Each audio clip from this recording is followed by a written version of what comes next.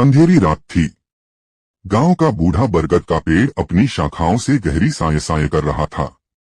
रात के समय वहां कोई नहीं जाता था, क्योंकि सभी जानते थे कि उस पेड़ के पास आत्माएं भटकती हैं।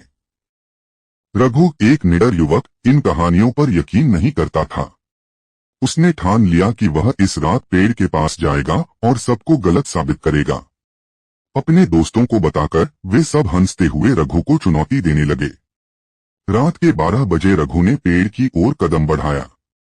रास्ते में कोई रोशनी नहीं थी, सिर्फ चांद की हल्की रोशनी उसके साथ थी। जब वह पेड़ के पास पहुंचा तो ठंडी हवा उसके शरीर को कंपाने लगी।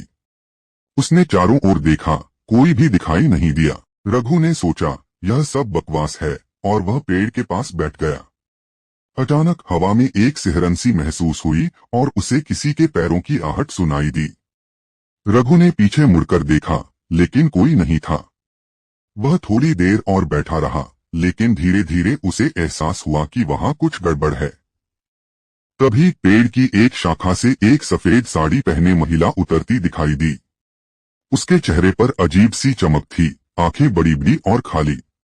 रघु ने उठकर भागने की कोशिश की, लेकिन उसके पैर जड़ हो गए थे। वह महिला धीरे धीरे उसके पास आई और उसकी आंखों में देखती रही। रघु को ऐसा लगा जैसे उसकी आत्मा शरीर से निकलने वाली है। वह चीखना चाहता था, लेकिन आवाज गले में फंस गई थी। उस महिला ने धीरे से कहा, क्यों आए हो यहाँ?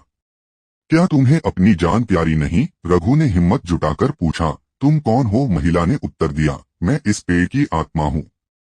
जिसने भी इस पेड़ को कटवाने की कोशिश की, उसने अपनी जान गंवाई है। तुम भी नहीं बचोगे। इतना कहकर वह महिला हवा में गायब हो गई और पेड़ की शाखाएं फिर से साए साए करने लगीं। रघु भागकर गांव वापस आया और सबको यह कहानी सुनाई। उसके बाद से कोई भी उस पेड़ के पास रात में नहीं गया।